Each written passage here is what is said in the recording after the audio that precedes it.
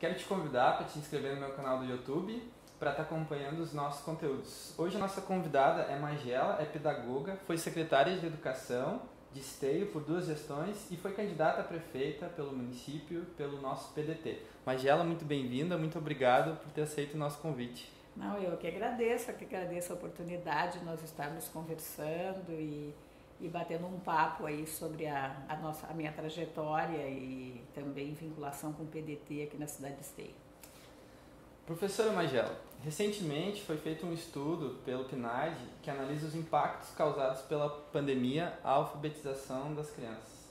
Os dados mostram que entre 2019 e 2021 aumentou em 66% a quantidade de meninos e meninas de 6 a 7 anos que não sabem ler e escrever.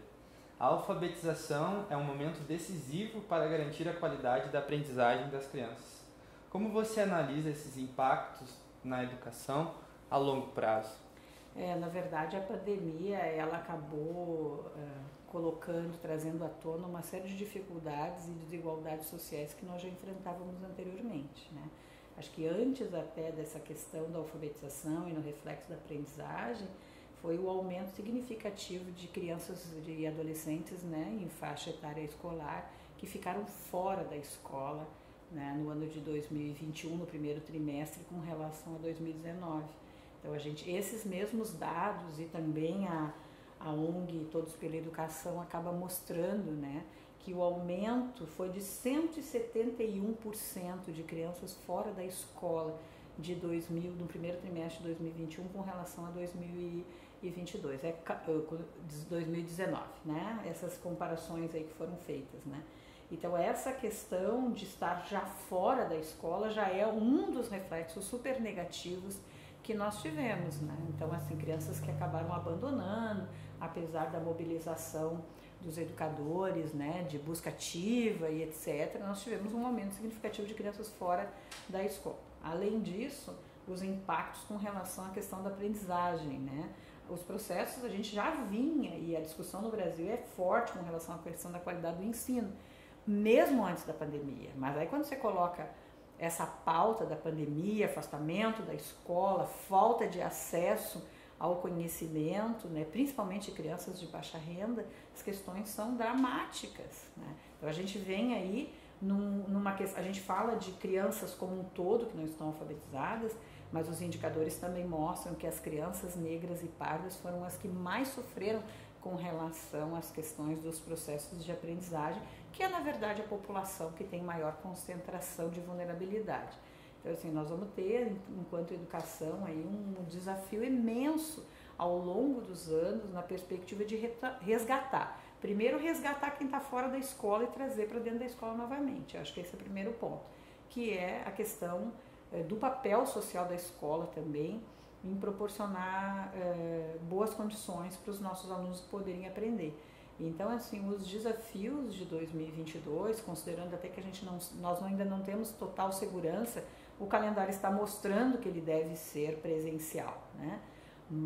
E nós esperamos que sim, porque a presença na escola é fundamental, né? Porque essa relação de ensino-aprendizagem relação pessoal, olho no olho do professor, é a única forma da gente poder efetivamente tentar resgatar os processos, tentar avaliar onde cada um está, trazer de volta esse aluno para a escola, que ele possa acreditar nele mesmo, voltar a ter autoestima, dar importância para a escola. Enfim, a gente tem uma série de desafios que foram postos pela pandemia e que agora a gente tem que resgatar. E não é só a dificuldade do aluno, a gente fala muito porque as questões sociais são muito significativas, porque tem um papel importante da escola na vida das famílias, né? Mas é também a forma, o quanto as administrações, as gestões, as universidades que se preocupam com a formação dos educadores, tanto inicial as universidades, os institutos federais, quanto os gestores, né, com a formação continuada dos profissionais e investimento em boas condições de trabalho, né, em qualificação dos profissionais da educação para eles conseguirem dar conta desse tamanho, porque é um desafio imenso que a pandemia. Se nós já tínhamos um desafio antes, isso tudo já era pauta, nós já tínhamos essas pautas. Só que essas pautas, elas acabaram tomando um volume enorme durante a pandemia. E agora é assim, isso não tem mais para onde correr. E não vão ser medidas paliativas, né, dos gestores que vão resolver esses problemas estruturais. Uma coisa que me chamou a atenção é que tem o orçamento que um percentual deve ser destinado à educação, né? E os gestores pediram 25%, né? Os gestores pediram para não considerar no contexto da pandemia esse percentual, não investiram o percentual mínimo na educação, em um contexto onde aqui no estado, por exemplo, as 900 mil matrículas da rede pública estadual, tu tinha mais da metade sem acesso, né? Sem acesso à internet, seja por não ter acesso à internet ou por não ter os meios, né? Um celular, um tablet, enfim, para poder acessar as aulas online. Mas, e esse é um outro problema, né? De estrutura, né? De estrutura, né? Porque essa questão é uma questão que até então sempre se falou das necessidades de que a tecnologia ficasse a serviço da educação, de questões de infraestrutura, conectividade, acesso a computador, enfim, a tablet, seja o dispositivo que for. Isso era a pauta, mas não havia uma preocupação com a ponta, né? Como que esse aluno fazia, qual é a conexão que se fazia entre aquilo que se passava lá das escolas, que é a lógica dos laboratórios de informática, e aquilo que o aluno conseguia fazer na casa dele. Então, assim, desde que a escola tivesse uma infra adequada, eu vou botar isso sempre entre aspas, porque nós temos um universo e muito diverso de gestões, de estrutura, e tem, assim como a gente tem escolas com excelente estrutura de tecnologia interna, nós temos escolas extremamente precárias, não só no estado do Rio Grande do Sul, mas no Brasil como um todo, e eu vejo isso todos os dias, falando com secretários de educação lá do interior de Minas, né, do interior de Pernambuco, com estruturas bem fragilizadas e que precisam dar conta das questões de tecnologia para melhorar o acesso dos professores, não só dos alunos, mas dos professores também, tem isso, e se preocupar com a formação, mas a gente só se preocupava antes com medidas que tivessem a ver com a estrutura da escola. E olha lá, né? Nunca teve esse olhar da importância, né, desse aluno fazer a conexão entre aquilo que ele fazia na escola e aquilo que ele fazia na casa. A gente sempre teve essa diferença, né? Parece que a escola ficava um mundo meio à parte.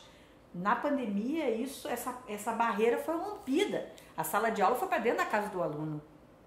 Mas como que ela vai para dentro da casa do aluno se o aluno não tem as condições para isso? Eu estava fazendo um levantamento, assim, considerando que nós íamos ter essa conversa aqui, de que a gente tem aí uma população significativa. 47 milhões de brasileiros permanecem desconectados. Isso é muito significativo, né? É uma exclusão social, como já foi o analfabetismo no século passado, hoje esse não acesso à internet, né? Enquanto está chegando o 5G, né? Vai chegar esse ano em Porto Alegre, nas capitais, mas num contexto em que tem quase 50 milhões de pessoas sem acesso, isso agudiza a nossa desigualdade social, né? Na verdade a gente tem aí uma desigualdade imensa. Nós temos uma desigualdade como um todo, mas a gente criou uma desigualdade educacional. E se nós já tínhamos um hiato antes entre o privado e o público, o degrau ficou cada vez mais distante. Se a gente olhar a realidade das escolas privadas, é muito difícil que um aluno numa escola, pelo menos das classes mais favorecidas, né, não tenha mais de um dispositivo em casa para poder acessar, né? E das nossas crianças que têm um telefone, às vezes é um telefone celular para ser dividido com uma série de membros da família, porque aí foi a mãe também, ou se tem um computador, aquele computador às vezes é de trabalho da pessoa que sustenta aquela casa. Então a gente tem uma série de questões aí que acabaram se impondo. E se essa criança só tem um dispositivo ou um computador para ela contar, ela vai fazer isso quando? Ela vai fazer isso quando? Ela vai ter acesso quando ao conteúdo, enfim, que o professor está disponibilizando. Então, assim, a gente tem aí uma discussão imensa, porque também não foram só os alunos e as famílias que sofreram, os professores também sofreram.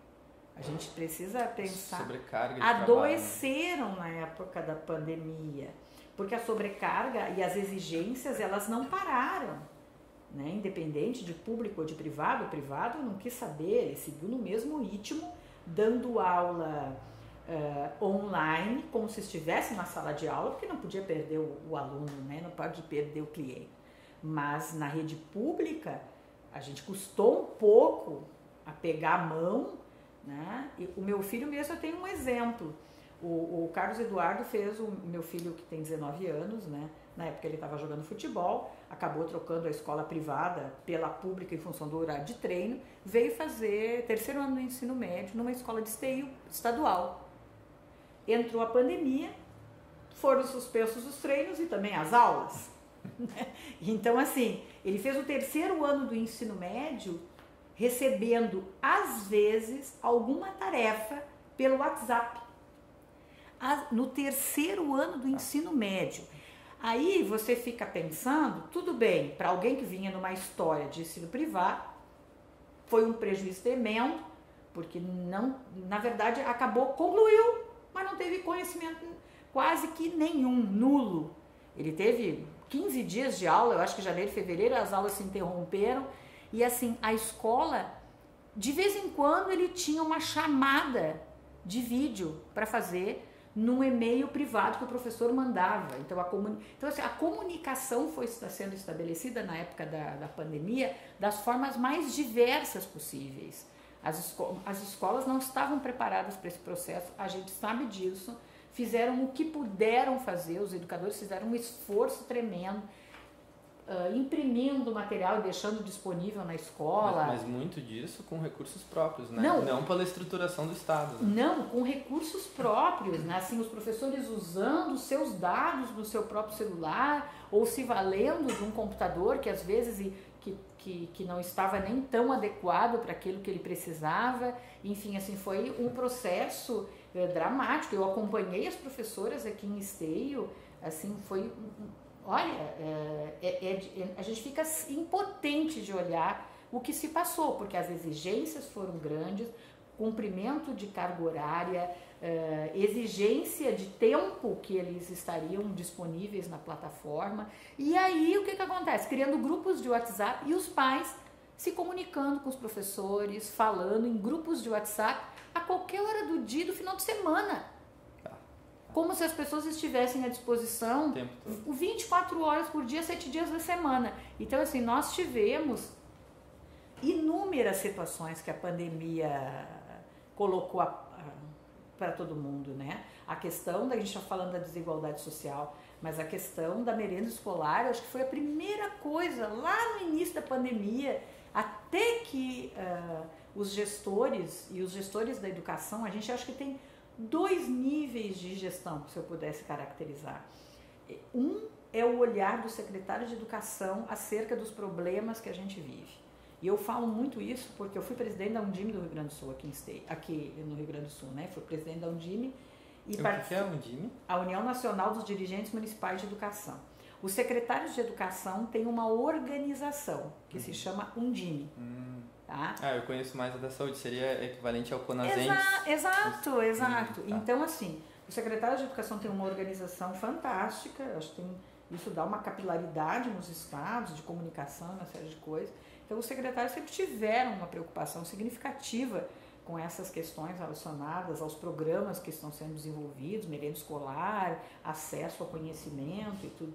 Mas é claro que dentro das estruturas de cada município, né, as coisas se dão muitas vezes por conta das relações e do projeto político que está sendo desenvolvido, né, pelos administradores. Então, assim, foram muitas as dificuldades e essa dinâmica, até que conseguiram muitos colocar kits de alimentação à disposição dos alunos. Então, eu acho que a primeira questão lá atrás da pandemia, que a pandemia impôs, foi a gente poder pensar no papel social que o programa de alimentação escolar cumpria com muitas crianças e assim e que os gestores conseguiram fazer chegar, né? Bom, o aluno não pode vir até a casa, então a comida tem que chegar, o alimento tem que chegar, até porque o recurso está sendo disponibilizado para isso. Então, então ele que vai in natura e vai ser preparado lá na casa, enfim, do jeito que cada um conseguir, mas pelo menos a alimentação chega, né? Então Então, teve essas questões. Então, a gente fala de pandemia, os efeitos na educação, acho que nós temos uma pauta imensa. Nesse contexto de insegurança alimentar, né, em que 20 milhões de brasileiros voltaram à situação de fome, ou e ficar abaixo da linha da pobreza, em né? Insegurança alimentar, o papel essencial que tem, né, da escola fornecer alimentos. Então, quando a gente está falando dos indicadores de qualidade da educação, se a gente pensar que, bom, essas crianças precisam ter condições para aprender. Não adianta também eu ter um celular, eu ter um tablet, eu ter um computador, se eu não tenho, eu não estou alimentada. Né? Então, assim, e aí a questão a própria questão das violências que acabaram acontecendo, né? Dos maus tratos, porque as pessoas estão todas socadas dentro da mesma casa, né? E meio enclausuradas.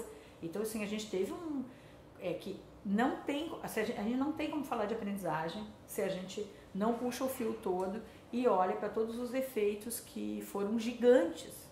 E agora nós vamos ter aí um período, eu acho que de resgate e de muito empenho. E eu sempre acho que a solução dos problemas da educação está na mão dos professores, né? Está na mão dos professores, é ele que vai ficar no front todos os dias com o aluno. Claro que tem todo um processo de gestão, de organização que é necessário, planejamento, etc. Mas na prática, né, se os gestores não olharem para esses professores, né, tá difícil, vai ser difícil a coisa. Professora Magela, um grande desafio a ser enfrentado pelos estudantes em meio à pandemia foi o acesso ao ensino remoto. De acordo com o IBGE, mais de 12 milhões de domicílios não têm acesso à internet. Essa realidade escancara a desigualdade tecnológica entre os estudantes, que em contexto de pandemia agrava ainda mais a desigualdade educacional, como a gente discutiu há pouco. Essa falta de acesso logo resultou no aumento da evasão escolar por todo o país, em estados e municípios que não investiram em políticas que pudessem reverter esse cenário. O resultado foi ainda pior. E aqui no Rio Grande do Sul, a gente tem uma secretária estadual de educação que nem é daqui, então não conhece nem a nossa legislação e estava à frente da pasta, né, nesse contexto. Como você avalia o retorno às aulas presenciais nesse contexto de déficit educacional entre os alunos? Eu acho que no cenário de tudo que a gente já falou até aqui, acho que tem uma questão que que os gestores foram perdendo, do meu ponto de vista. Eu estou falando muito dos gestores na perspectiva do que eu enxergo aqui também, no Rio Grande do Sul e principalmente em Esteio, né? Particularmente, que é a questão da falta de diálogo, né? A gente tinha aí, durante o período que eu fui secretária e ao longo também de outras gestões que se colocaram, todo um processo de gestão democrática do ensino público, na perspectiva de que a gente dialogava, né?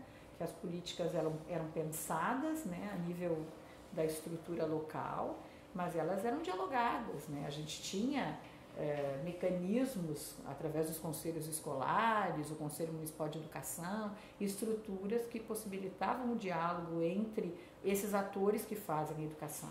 Porque quem faz a educação efetivamente não é o secretário de educação que está no gabinete, né? Ele precisa descer de lá e escutar quem está fazendo efetivamente o processo. Né? Então, assim, eu acho que uma questão que a gente perdeu muito ao longo desse tempo aí é essa questão dessa noção da necessidade de diálogo com esses atores, né, com os pais, efetivamente, né, para que a gente possa avançar. Então, nós estamos voltando com uma série de imposições por parte dos gestores sem diálogo, né? Aqui em Esteio fizeram um rodízio de diretores de escola, não se tem mais eleição de diretores, quer dizer, eles dizem que não porque tem lista tríplice, né? Mas acabaram com o processo de eleição direta de diretores, enfim, fizeram um rodízio de diretores que, para poder, nas regiões onde o prefeito não foi bem votado a nível da eleição municipal, trouxeram um diretor que apoiou ele. Então, assim, uma história, uma coisa que tu mistura questões político-partidárias com a educação. Então, assim, é muito complicado. A gente tem um cenário dramático da educação e um processo de desigualdade social gravíssimo para ser resgatado, e a pauta dos gestores em muitos momentos não é o que efetivamente eles precisam olhar. As gestões precisam olhar para as políticas públicas de saúde, de educação, de assistência, como é que a gente pode articular isso tudo para poder enfrentar isso que a gente vai enfrentar ali no retorno às aulas no ano de 2022, porque o desafio é imenso. A gente vem com uma desigualdade tecnológica, a gente vem com um déficit social, e as famílias empobreceram ao longo, todo mundo sabe disso, isso não é uma novidade, não é? A gente está enxergando isso todos os dias nas nossas convivências aí, nas nossas cidades, né? E aí, ao invés da gente se preocupar, né, com políticas públicas que efetivamente possam mudar o cenário, e eu acho que uma das questões que pode mudar o cenário é engajar professor. Se tu não engajar professor, trouxer, né, olha, a gente pensou num programa assim, vamos conversar com esse cara, entendeu? Não é por decreto que as coisas vão mudar, não é por imposição. Eu acho que foi por isso que nós conseguimos muitas conquistas quando nós fizemos. Porque nós comprávamos uma ideia e depois nós vendíamos essa ideia. Eu digo como professor, tu tem que vender uma ideia. O professor tem que comprar um projeto contigo para ele entender o quão significativo é aquilo que ele precisa fazer. E aí juntos a gente faz os acordos e os ajustes para que as questões realmente aconteçam.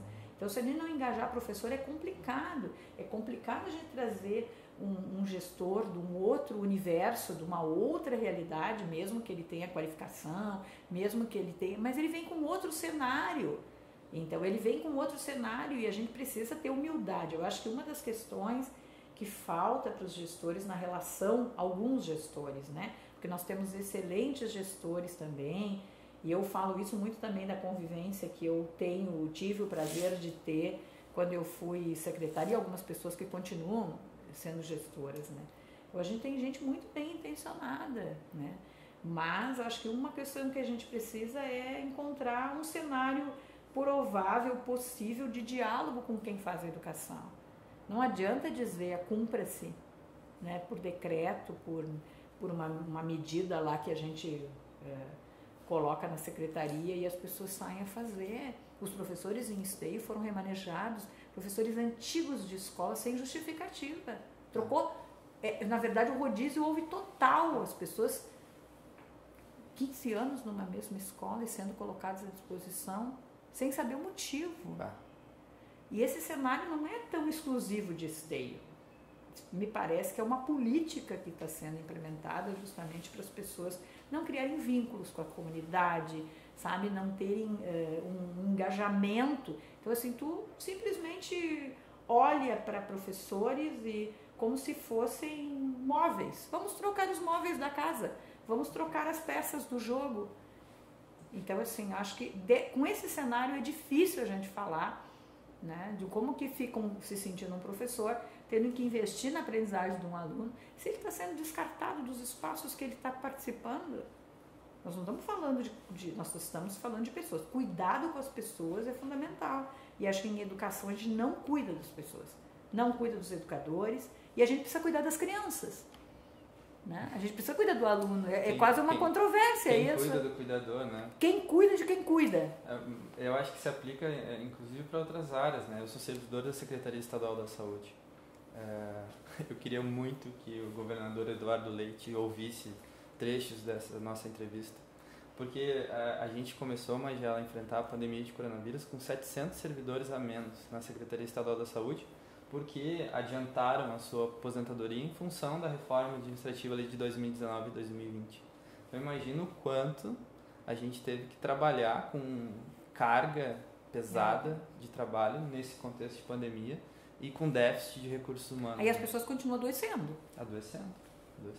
Aí esses 700, daqui a pouco você vira 1000. Se for fazer um levantamento sobre a quantidade de atestados que saíram, principalmente por questões de saúde mental, por essa sobrecarga, esse estresse, né, e números bizarros, né, tendo que trabalhar em fim de semana, tendo que trabalhar em feriado, porque precisava ter essa informação sobre quantos óbitos estava tendo, sobre quantas internações na UTI e tudo mais. E num contexto em que a gente tem a inflação e hoje, agora, 11 de fevereiro de 2022, a ameaça de retirada de 20% a 40% da insalubridade. Mais direitos, perda de mais direitos. E aí nesse cenário tem toda a questão da desvalorização do servidor público, né?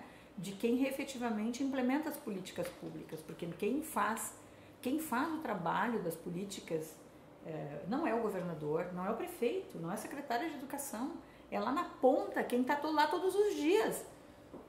E entrou um governo que, com esse discurso, com essa lógica aqui também é a mesma coisa. Antissistema e de ataque ao servidor público. Mas aqui é a mesma coisa. E só que, como governador ou como secretário estadual, para fazer a coisa acontecer, são os seus servidores. Assim como numa empresa tu tem os funcionários, no estado tu tem os servidores.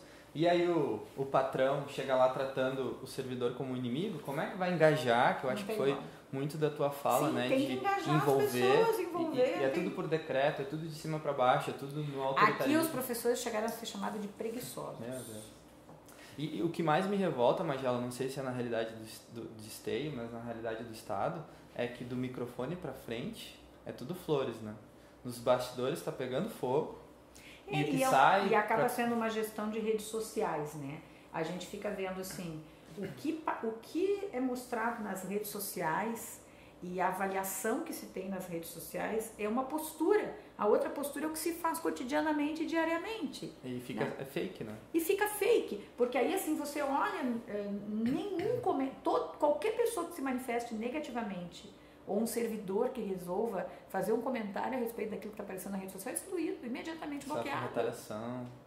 Então, assim, a gente tem aí uma situação que, enquanto a gente não entender que essa gestão não vai levar efetivamente à melhoria das condições de vida da população, porque quem faz a política não são eles. Quem são vocês, os servidores, é quem está com a mão na massa, é o enfermeiro, é o assistente social que está lá se preocupando, né, em poder olhar para as pessoas que precisam, enfim, e desenvolver os programas, é o professor que vai ter que dar conta desse déficit de aprendizagem, não são os gestores. As pessoas não entenderam isso ainda, e me parece que a gente está falando de coisas muito beabá, são muito básicas, mas só que o óbvio não é óbvio mais, a gente tem que estar falando destas coisas. E quando você trata dessas questões, aí o pessoal diz, é uma esquerdista, enfim, só um pouquinho, gente. Se a gente valorizar o servidor, olhar para cuidar de quem está cuidando, né? Engajar as pessoas para a gente ter uma boa gestão. Bom, então eu não sei, eu acho que qualquer universidade, faculdade sabe que tem princípios básicos para poder implementar políticas públicas. E essas pessoas ficam fazendo cursos de políticas públicas, gestão e não sei o quê. Eu digo, bom, eu não sei onde é que foram fazer essas formações. Entraram no poder as pessoas que foram fazer MBA. O poder corrompe pelo jeito, porque é complicado. Magela, a matriz curricular do novo ensino médio no Rio Grande do Sul tem dividido opiniões entre a população e profissionais da área. O projeto indica que das 15 matérias que compõem a formação geral básica, 6 terão um único período obrigatório e haverá uma considerável diminuição da carga horária de disciplinas de educação física, filosofia, sociologia, ensino religioso, arte e língua espanhola. No entanto, o aluno terá um currículo mais flexível, que pode ser definido pelo próprio estudante. Reforma implementada no governo Temer, né? Qual a sua opinião sobre essa matriz curricular? Olha, essa é uma boa polêmica, né? Que os educadores aí vêm enfrentando, porque tudo aquilo que foi ignorado até então, agora em 2022, precisa ser implementado, né? Então, assim, nós temos uma das questões que está aparecendo muito na mídia, é a questão da disciplina da educação física. Mas a educação física é uma pauta só. Né? A gente tem aí uma população super sedentária. Ontem até eu vi uma matéria de um professor que se posicionou com relação a isso, né?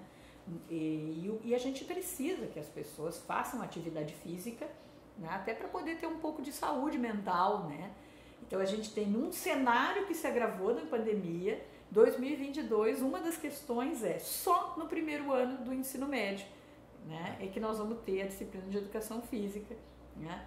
e com uma carga horária super reduzida. A partir do segundo e do terceiro ano, nós não vamos mais ter essa obrigatoriedade da disciplina da educação física.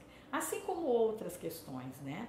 A filosofia, a sociologia, todas as disciplinas que nos dão condições hoje para fazer um bom debate, para que a gente possa pensar e refletir a respeito dos cenários que a gente está vivendo, né? E todas essas disciplinas, elas estão se, eu diria, elas vão ser ocultadas do currículo, né? Então, assim, eu acho que, primeiro, isso não é à toa que a gente está mudando essa matriz curricular. Por um lado, um currículo mais flexível é importante, uma revisão curricular do que ensinar, para que ensinar. Isso tudo são questões que a gente já vem pautando na educação como um todo. Só que se as universidades não fizerem um trabalho de formação com esses professores, nós não temos professores generalistas que tenham condições de trabalhar com todas essas disciplinas das trilhas formativas, as eletivas que eles colocam na nova matriz. Então, assim, quem é o professor que está preparado para desenvolver a disciplina de projeto de vida? Né? Qual professor que está preparado e tem formação para isso? Então, assim, aí eu escuto a secretária dizer que os professores estão sendo capacitados. Bom, no ano de 2022 está batendo na porta, os alunos começam a aula agora, em seguidinho os professores estão sendo capacitados. Né? Então, assim, a gente tem uma série de pontos aqui, né? A questão do mundo do trabalho, que também é uma pauta que está colocada como um componente obrigatório, porque assim, a gente vai ter aí algumas disciplinas obrigatórias, com carga horária mesmo assim reduzidas, tá? E outra, educação física só no primeiro semestre, né? A questão da língua espanhola está sendo retirada, enfim, literatura só no primeiro ano. Aí eu fico pensando, aí tem uma outra questão que é as condições dos nossos alunos, né, para poderem realmente cursar uma universidade depois, disputar uma vaga, né? Porque o aluno da escola privada, o que ele não tiver aqui, ele vai para o cursinho. O que ele não tiver preparado para dar conta, ele vai para o cursinho. E ele vai para o cursinho para passar numa universidade pública, né? Porque muitas das pessoas, enfim... Então, assim, as vagas nós vamos ter uma desigualdade educacional aí cada vez maior, porque a gente estava falando antes das questões de alfabetização, né? Aí nós vamos, os processos de aprendizagem vão gerar uma distorção em idade séria, que vão acabar gerando uma evasão escolar, né? Então, assim, e o aluno cada vez mais com uma fragilidade no conhecimento. O ensino médio é uma fase onde muitos dos nossos alunos precisam trabalhar. Muitos dos nossos alunos precisam trabalhar, né? E ele acaba não percebendo sentido na escola porque ele precisa. Então, essa matriz curricular, mesmo que a gente tenha um discurso, que eu acho que, se a gente escuta o discurso de quem está implementando a política, né, e está dizendo para os professores, olha, a matriz é essa, ela é importante para que a gente possa dar sentido, ter um currículo mais flexível, aprofundar determinadas áreas do conhecimento. Por outro lado, né, aí a gente pergunta, o nosso aluno tem condições de escolher? Ele tem uma boa base, uma boa estrutura para ele fazer escolhas daquilo que ele realmente quer? Os meninos estão chegando na universidade sempre sem saber o que quiserem, sem saber o que vão fazer. Aí a gente tem projeto de vida só no primeiro ano do ensino médio. Ele não vai ter projeto de vida no segundo ano e nem no terceiro. Não, projeto de vida ele tem. O que ele não tem é mundo do trabalho. Projeto de vida ele vai ter ao longo dos 3 anos. Ok, tudo bem. Mas a pauta, né, o componente obrigatório mundo do trabalho, ele só tem no primeiro ano do ensino médio. Isso me faz lembrar, na Convenção Nacional do PDT, agora em janeiro, que o Ciro foi oficializado como nosso pré-candidato a presidente. Felizmente. Teve uma entrevista, e na entrevista o jornalista questionou qual seria a promessa dele que ele implementaria no primeiro, assim que entrasse como governante, né, como presidente. E ele responde: vaga de estágio nas indústrias, nas empresas, para todos os alunos de ensino médio.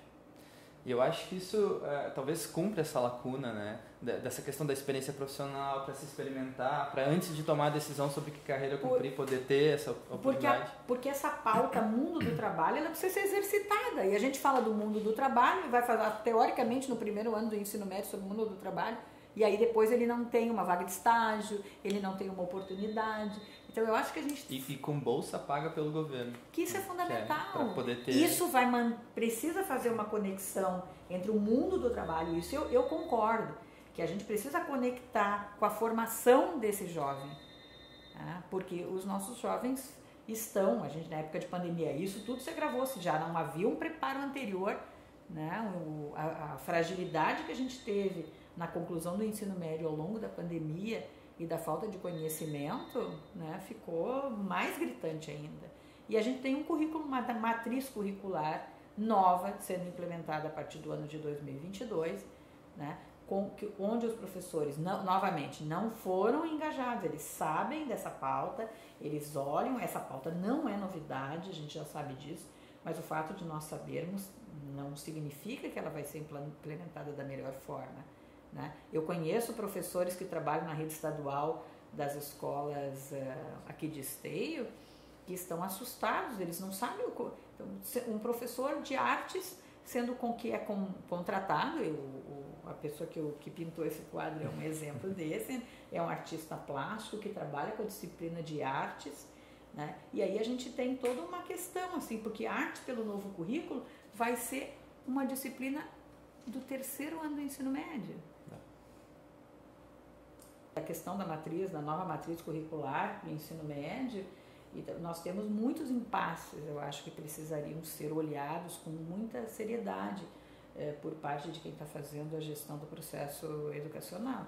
Nós sabemos que as escolas internamente têm muita preocupação, os educadores também, a gente tem a questão da falta já tínhamos falta de educadores, de professores para determinadas disciplinas, né? E aí agora no ensino médio a gente ainda vai passar a exigir que professores com uma determinada formação acadêmica passem a exercer, enfim, como titulares de outras, de trilhas formativas que eles não estavam nem apropriados até então. Então, assim, eu sinceramente espero que em algum momento aí nós tenhamos a possibilidade de um outro projeto nacional que a gente possa olhar, né, para as questões da educação com maior seriedade, né? E que os indicadores não sirvam só como números da estatística para nos promover muitas vezes, mas que a gente possa realmente transformar, né, olhar para que os nossos indicadores de qualidade, né, e de desempenho, enfim, possam ter um pouco mais de reflexo na prática da educação como um todo. Então, aproveitando, Magela, nesse sentido, com essa experiência à frente da gestão da educação, mas em que momento da sua carreira você viu que precisava participar de forma mais ativa por meio da política? Na verdade, eu acho que quando a gente mergulha na educação, a gente acaba tendo uma consciência, né, de que os processos eles não são isolados. Então, a partir do momento que eu sou professora de origem, eu vim da sala de aula, eu comecei a trabalhar como alfabetizadora numa escola de periferia, né, onde a gente, em dia de chuva, tinha que ir com bota de borracha para poder chegar na escola, porque naquela época não tinha asfalto, enfim, toda aquela situação. A gente ia trabalhar na caçamba do caminhão, do pessoal das obras, né? Mas foi uma experiência fantástica, porque a gente também mergulha na realidade das pessoas, né?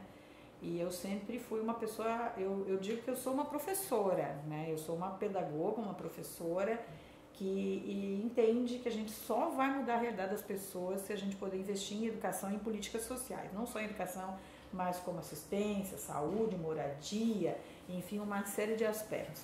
Então, quando eu vou para a Secretaria de Educação, né, primeiro como diretora, né, e depois eu acabei assumindo como gestora da Secretaria por 2 administrações seguidas, tudo que a gente fazia, a gente sempre tinha uma preocupação em relacionar, em articular com áreas que nós entendíamos que eram afins. Então, se eu estava na escola e tinha uma situação de vacinação, no posto de saúde, a gente articulava essas questões, né? Em que medida a gente pode ter ações dentro da própria escola para facilitar a vida das pessoas, né? E aí chegava num determinado momento, assim, onde a gente tinha situações de muita vulnerabilidade, nós acionávamos a Secretaria da Saúde e o Conselho Tutelar. Então, eu sempre tive uma leitura, não de uma política isolada, mas que a gente precisava fazer relações. Então, quando a gente falava, às vezes, tinha um projeto que a gente percebia que tinham crianças, numa determinada localidade, crianças que eram provenientes de uma invasão, né, de uma situação habitacional fragilizada, eu não conseguia tratar a questão da educação isolada. E aí a gente dava um jeito de criar uma situação que pudesse pensar, bom, não dá para fazer um cadastro dessas famílias, a gente pode fazer isso por aqui, por dentro da escola, vocês podem vir para cá, a gente pode levar a escola, enfim. Então, na minha leitura, eu comecei a perceber que a gente precisava, talvez, de políticas mais articuladas.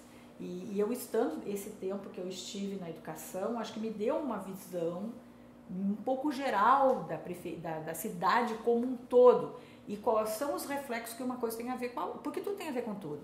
A pessoa mora na cidade, né? Eu moro aqui, e aí, assim, ó, é o calçamento, é o hospital que me afeta, quais são as escolas que estão no meu entorno, qual é a questão do saneamento, da água, enfim, a questão do ambiental, enfim. Então, assim, a gente não pode pensar que as questões são isoladas. Então, eu acho que essa visão, né, de possibilidades, né, e que eu tenho uma visão de gestão um pouco na perspectiva de que a gente engaje as pessoas, não só o morador que precisa se sentir implicado nas políticas, mas fundamentalmente trazer os servidores.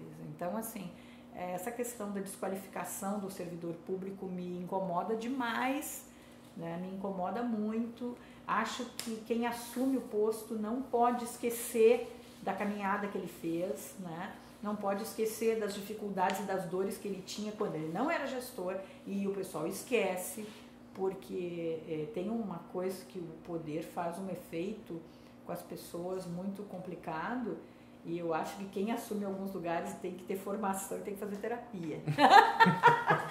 Eu acho sempre que quem assume um lugar tem que ter essa reflexão.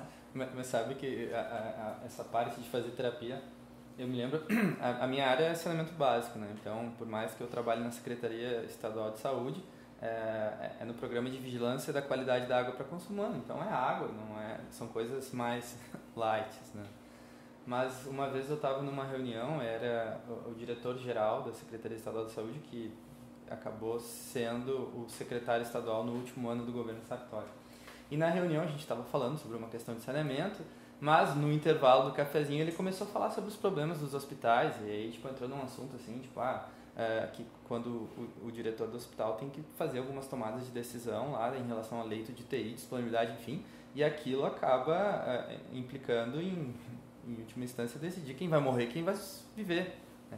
E eu olhando para aquela tomada de decisão e ele falando assim com tanta tranquilidade, naturalidade, assim, e eu ali já me desesperando internamente com aqueles dados, e eu disse, como é que você consegue lidar com essa informação, com tanta, né, sem, enfim, daí ele olhou para mim e disse assim, anos de divã. E acho que é um pouco disso, né, a importância de o gestor fazer terapia para poder lidar com eu digo, talvez as pessoas possam achar que é um pouco de exagero a gente dizer isso, mas eu acho que precisa de muito equilíbrio emocional, uma análise para a gente poder, e também, assim, vestir a camisa da humildade, as sandálias da humildade, a camisa da humildade, seja o que for, porque me parece que as pessoas assumem um posto de poder e esquecem de onde vieram, né? E a gente vê isso, assim, com relação aos gestores, né? Enfim, e também vê isso com relação aos vereadores, né? Tu tem uma pauta, um diálogo, um discurso na época de campanha e depois, né? E a população como um todo, ela é muito passiva, ela não tem uma postura de de exigir dos representantes, tá, uma manutenção da sua postura, né? Então, assim, a gente viu gente defendendo a educação de qualidade, defendendo gestão democrática, defendendo processos qualificados, e eles dizem aqui em Esteio amém para todas as ações do prefeito, com raríssimas exceções de que não. Então, assim, todas as ações. Então, assim, acaba com as férias do recesso escolar em 2020, nós estamos em 2022, 2021. Acabou com o calendário escolar que foi construído coletivamente, determinou que os professores iam trabalhar na época do recesso, porque eles não trabalharam na época da pandemia. Devem ter ficado nas Ilhas Maldivas, né? Porque, assim, enquanto eles estavam fazendo, eles não estavam na escola, mas eles estavam trabalhando. E aí, quando os alunos voltaram um pouquinho antes, então, assim, recesso escolar para esse professor respirar, para esse professor se reconectar com a sua vida, parar um pouco, porque ninguém é máquina. Então, assim, os vereadores dizem amém para tudo, né? Aí passa um projeto de lei de criação de lista tríplice para diretor, né? E os vereadores não questionam. São quantos vereadores aqui? Aqui são 10 vereadores. Então, assim, a gente tem aí na política aí muitos pontos aí. Então, acho que tudo isso, esse cenário, ainda me faz pensar que talvez a gente possa fazer diferente. É isso. Então, foi por isso que eu me coloquei nesse lugar. E é por isso que eu ainda acredito que dá para fazer diferente. Porque a gente tem um cenário quase que favorável para a gente dizer assim, o que eu tenho que ver com isso, né? Larga de mão, mas eu acho que é um pouco quem se envolve com política precisa ter um pouco dessa leitura, assim, né? É uma entrega, né? Uma adoção. Dá para fazer diferente, é quase que uma utopia a gente querer fazer diferente, sabe? Querer mudar o cenário, querer proporcionar uma experiência mais positiva para as pessoas, sabe? Então, é um pouco isso. Genial. Como dizia Belchior, amar e mudar as coisas me interessa mais, né? Isso aí. Magela, hoje você representa as mulheres do PDT, né? Ser mulher na política é um desafio imenso, né? Tendo em vista todo o machismo estrutural que está presente no cenário político. Em Esteio, por exemplo, nós temos 13 vereadores eleitos e apenas 2 são mulheres, né? Essa realidade se repete por muitos municípios do Brasil inteiro. Como é ocupar espaços que são quase exclusivamente dominados por homens? Eu acho que a nossa bandeira aqui sempre foi por mais mulheres na política, né? A gente levantou essa bandeira, a ação da mulher trabalhista dentro do PDT, pelo menos primeiramente de forma interna, na estrutura, na verdade, estadual, que a gente participa. Eu sou vice-presidente aqui em Esteio, eu não sou a presidente é a professora Bia Lopes, que está na rede municipal de ensino, vivendo todos esses pontos aí que a gente colocou. Mas aqui as mulheres foram responsáveis por alavancar os processos, porque a gente entende que a mulher tem um olhar diferente. Nós temos 10, então, vereadores eleitos, tá? Acho que é uma mulher agora, atualmente, que se não me falha a memória, e a gente precisa, sim, ampliar esses espaços. Um dos projetos que nós tínhamos quando eu concorri era a gente poder ter uma equidade aí na divisão dos cargos do primeiro e do segundo escalão, para que a gente tenha um equilíbrio. Eu acho que quando a gente fala de mais mulheres na política, a gente não fala de uma exclusividade, mas a gente fala da necessidade de a gente manter um certo equilíbrio, porque esse eu acho que é o ponto mais saudável de qualquer processo. A gente manter o equilíbrio, o olhar masculino e o olhar feminino, né? Todos nós temos olhares femininos e masculinos, mas na prática, se a mulher é competente para cuidar da casa, muitas mulheres sustentam os seus próprios lares, né? Muitas mulheres são elas que são os chefes, a grande maioria é chefe de família, né? Enfim, então se a gente tem competência para isso, e ao longo da experiência, as estatísticas também mostram isso, nós temos muita competência para assumir postos de poder. Então a gente tem essa bandeira, esse ideal, O PDT continua investindo nessa perspectiva. A ação da mulher trabalhista em Esteio e também a nível da organização estadual tem uma estrutura e um empoderamento muito importante. Então, acho que a nossa intenção é sim eleger o Ciro como nosso presidente, mas nós queremos também fundamentalmente eleger mulheres, né, como deputadas federais, senadoras, deputadas estaduais, e aí a gente espera aqui que particularmente nós tenhamos a nossa presidente nacional do PDT, a Miguelina Vecchio, como uma figura que vai levantar a bandeira das mulheres na Assembleia Legislativa. Então, assim, a gente vai trabalhar para isso, né? Então, assim como outros deputados provavelmente vão compor essa bancada junto com ela, né? Então, o que a gente está querendo é estabelecer um certo equilíbrio, né?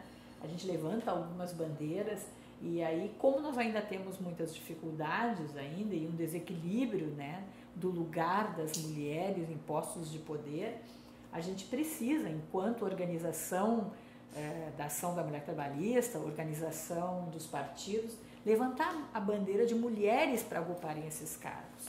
Porque a gente sabe que, claro, nós temos também figuras masculinas interessantes que vão concorrer, mas essas figuras já têm suas bandeiras levantadas aí, provavelmente vão ascender novamente ou outros virão. Mas nós precisamos colocar mais mulheres nesse posto. Claro. E trazer mais mulheres. E também mobilizar outras mulheres que consigam entender que é necessário participar. Então, eu acho que esse é um ponto, né, que a gente tem também, é poder trazer mais mulheres, né, para dentro da estrutura partidária, encorajar, empoderar mais mulheres, porque é mais complexo, porque como as mulheres têm uma carga muito pesada, não é tão fácil assim. Jornada tripla, tripla, quádrupla, muita responsabilidade, com filhos, não sabem onde deixar para participar dos espaços, enfim, tem uma série de questões. Parece fácil, mas não é. Não é muito fácil, não. Mas, enfim, eu acho que esse é o desafio, esse é o nosso desafio. Eu quero te dizer que eu tenho tentado contribuir fazendo a minha parte. A live que tu topou participar com a gente amanhã, já vai ser o 7º mês que eu tenho produzido todas as semanas. Que bacana. E eu sempre garanto, não tem uma live que eu não tenha convidado uma mulher para participar. É isso aí. Para dar protagonismo, para poder ouvir, para poder engajar, para poder motivar para participar da política. Né? Isso aí, eu fico honrada de participar amanhã desse espaço com Aliás, estou ansioso para te ouvir falar sobre projetos. Né? Vamos lá. Magela, o PDT ele foi o primeiro partido brasileiro a criar um movimento feminista que hoje chamamos de AMT, Ação da Mulher Trabalhista.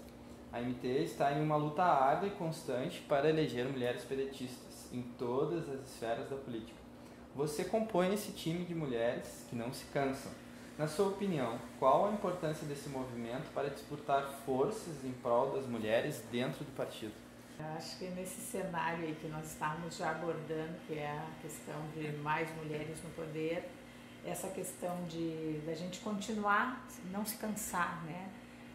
De poder continuar lutando, né? Porque eu creio que essa questão de que uma mulher dando a mão para a outra, uma puxando a outra, né? E o fato das pessoas me olharem, ou enfim, ou reconhecerem em mim uma possibilidade, isso também vai empoderando outras pessoas e outras mulheres, né? Então a gente tem muitas mulheres valorosas, inteligentes, importantes, que algumas estão na estrutura do PDT, outras não estão, né? Mas a ideia é que a gente continue essa caminhada, né? Eu acho que sou uma pessoa idealista, eu continuo com essa visão de que nós temos sim muito a contribuir, muito por fazer, né?